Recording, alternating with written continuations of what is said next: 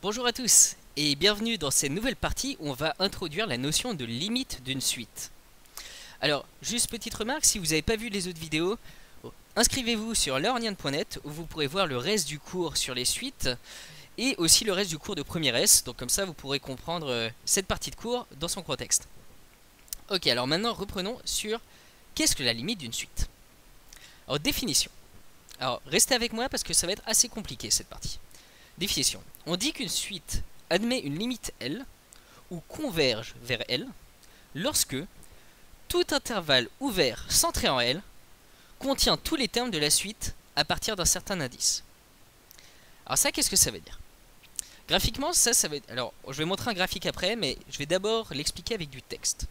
Donc, ça veut dire que quelle que soit la largeur de la bande horizontale choisie, il existe un rang ou un indice à partir duquel tous les points de la représentation graphique de la suite sont situés dans cette bande.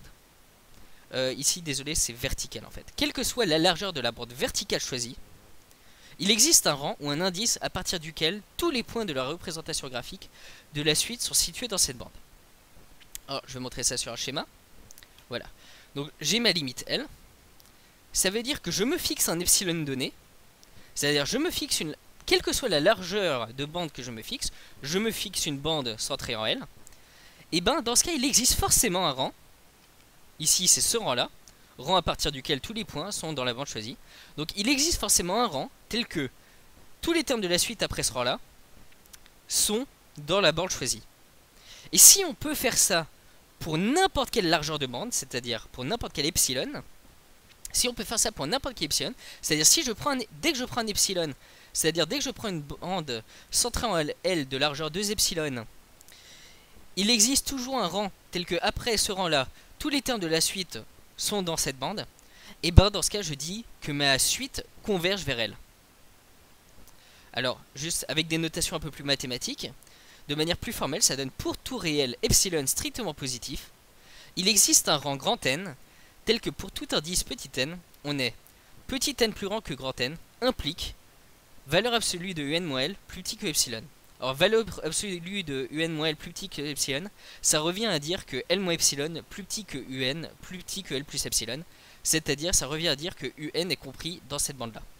Donc ça, qu'est-ce que ça veut dire? Ça veut dire, pour tout réel epsilon strictement positif, c'est-à-dire quelle que soit la largeur de bande ici, il existe un rang n, donc il existe un rang, ici c'est celui-là, tel que, pour tout indice petit n, tel que le fait que n plus grand que grand N implique un est dans ma bande.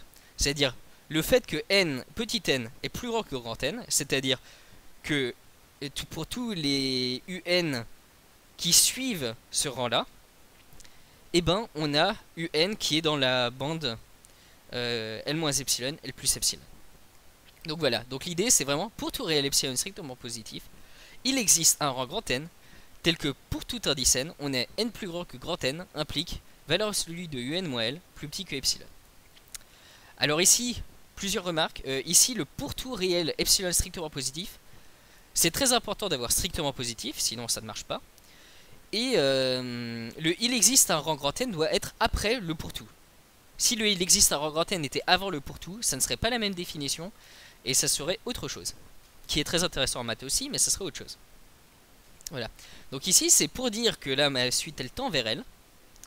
Ça veut vraiment dire que, quelle que soit la largeur de bande que je me fixe, fixons-en une au hasard, et ben, au bout d'un certain temps, tous les termes de ma suite sont dedans. Donc quelque part, ça décrit bien l'idée que tous les termes vont toujours vont être toujours, au bout d'un certain moment, ils vont toujours être aussi près qu'on veut de L. Mais ça décrit aussi le fait que les termes, tous les un, peuvent être différents de L. Par exemple, ici, on voit très bien que notre suite, elle oscille autour de L, mais elle n'atteint jamais L. Par contre, elle continue à s'en rapprocher. Donc L est quand même une limite de la suite, même si U de N n'est jamais égal à L. Voilà. Donc c'est vraiment une notion assez subtile et assez fine, et ça permet de fabriquer vraiment énormément de choses. Alors, par exemple, sur cet exemple... Donc ici, voilà, la suite qu'on avait tracée, c'était un est égal à 3n plus moins 1 puissance n sur 2n. Et on peut conjecturer, grâce au schéma, c'est-à-dire on peut quelque part deviner que ça a l'air de tendre vers 3,5.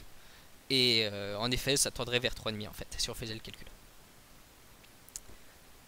Alors, l'utilisation directe de cette définition. Alors, en post-bac, elle est utile pour des exercices théoriques, mais je vous rassure, avant le bac, on utilise, je crois, quasiment jamais cette définition, ou même peut-être jamais. Donc, en pratique, on dispose de théorèmes, dont on va parler juste après, pour prouver la convergence d'une suite dont l'emploi est bien plus facile que cette définition. Donc cette définition sera surtout utile dans la démonstration de certains théorèmes, où là on a besoin vraiment de la définition de la limite pour montrer que les théorèmes sont vrais. Donc comme le théorème des gendarmes par exemple. Alors, petite remarque très importante. Il existe beaucoup de suites qui ne convergent pas.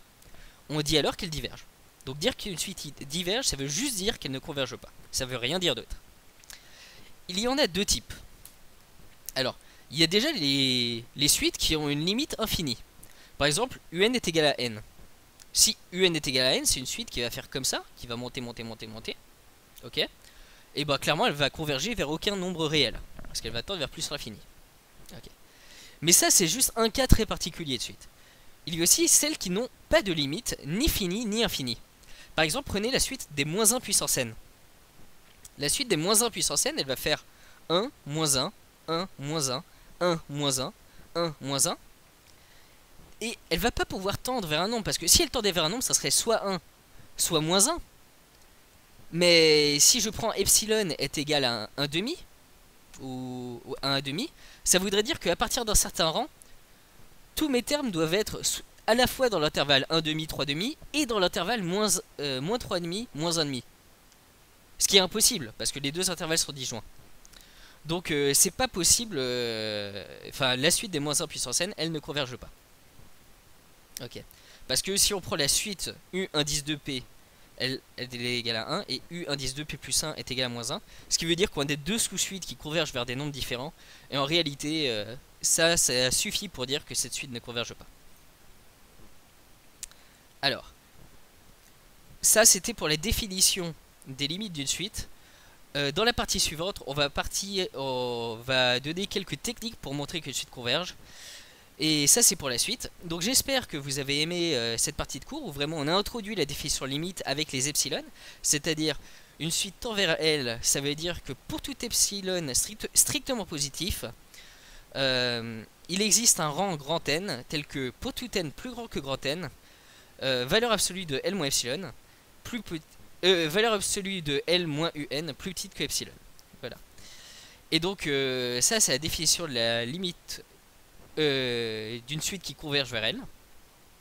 Et donc si vous avez aimé cette vidéo, n'hésitez pas à la partager sur Facebook et à vous inscrire sur learnian.net pour voir le reste des vidéos. Salut et à bientôt.